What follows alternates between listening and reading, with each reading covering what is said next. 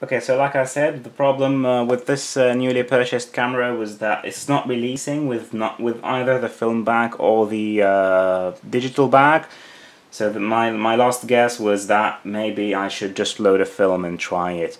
Before you ask, I did put this on the AFD2, the newer version, and it said on the LCD something about no FB, and I think no film bag. It said no film bag, even though this was loaded on it.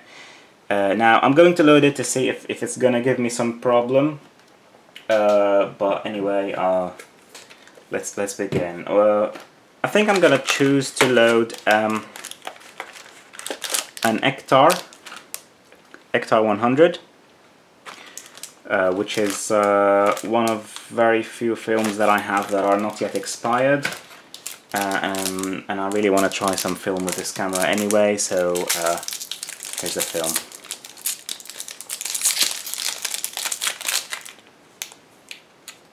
Kodak Professional 120. Okay, so first thing of course is that you take the insert out, make sure the take-up spool is in the right position, and you will always find on the insert some drawings, either on the outside depending on the model of your camera, on the inside or somewhere else, that indicate where the film goes. Now it says here the film starts from the upper position, it rolls up, and then the spool, SPL, the spool is on this side, so I'm going to just put this here. So my spool is in on the lower side, and here's the Kodak. Oh god, okay. Remove the first tape, the security tape, and load your film. Make sure it's fitted, kind of the whole thing is closed well together, because otherwise it won't go in. Okay, and what you want to do is that you make sure that the paper is going upwards, because this is where the film is coming, and you want the film to be exposed on this side. And you just insert it in the spool. Spooly spool.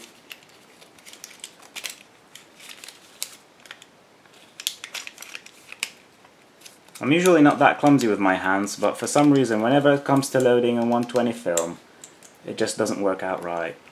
And I suppose there should be a start sign coming from here, and the problem is I really don't know where this should align. Where this should align with. This is the start arrow, and what I'm going to do is just align it. I'm going to guess and align it this way,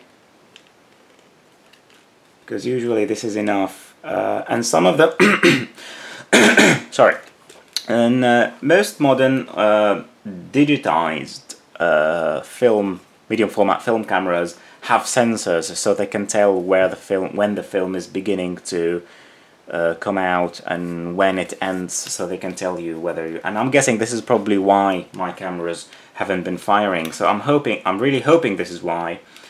But really I'm kind of a bit troubled by the fact that I can't see a start sign anywhere.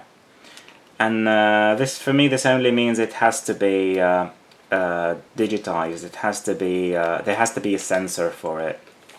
Otherwise, they would leave some indication that the film is in the right position. Anyway, I just realized that could be another reason.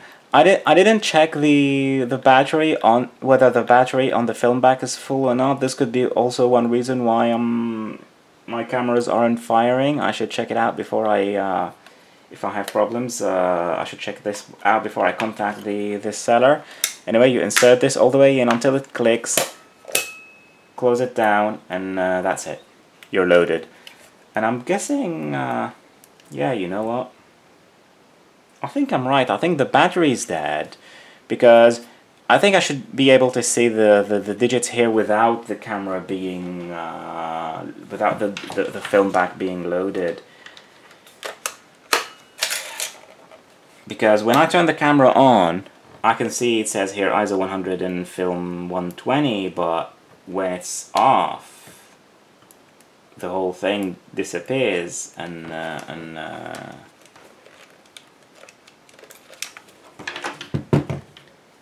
yeah. Yeah, I think that's probably it. Anyway, see, in this case, my shutter didn't release. This happens often with this camera. I think it's a bit sticky. So if this happens to your camera, do not touch the shutter. Do not attempt to touch the shutter. Okay, you don't want to know how soft it is. Just make sure this releases, and have a safe camera. Have a working camera instead of. Don't listen to your curiosity. You don't want to know. No, you don't want to try this. Okay, so anyway, when you want to, apparently I'm not going to advance the film. I'm just going to take it out and try to change the battery first. But having done the video anyway, when you want to take take pictures, just don't forget to take the dock slide out, and you can store it in a hiding spot over here. Okay, so if you don't take this, the camera will not release, and you won't have an exposure, but fortunately the camera has a sensor for it, so it can tell. And when you want to remove, and also you can't remove the film back when it's kind of completely locked now. I can't remove the film back without the dock slide being in place. So if you want to remove the film back, always make sure the dock slide is in place, and then you can remove it. Okay, here is my shutter not releasing again. This is happening only in the AF. I don't have this problem with the AF D2, and at least I figured out it's just something over here. So I just kind of press it a little bit, let it release quickly, and everything is safe. Apparently, I'm going to upload this video without having tried my film, but I'm going to try changing the battery first, which I think is a CR2032. I think it's the thickest of all three button cells, large button cells. You have three sizes. This is the thickest one. I'm going to test it with my multimeter, and if it's not satisfactory, I'm going to replace it first. I don't want to advance the film until I'm sure the digital back is okay. Okay, because this camera is not telling me there's no film, it's saying there's no film back. So the whole thing is offline. Anyway, you've just witnessed a moment of realization. I kind of realized what's going on while filming this video. I hope it's been entertaining or useful to anyone. Please leave any comments or questions if you have. I have 3 lenses for this system, the 80, 150 and the wide 35mm.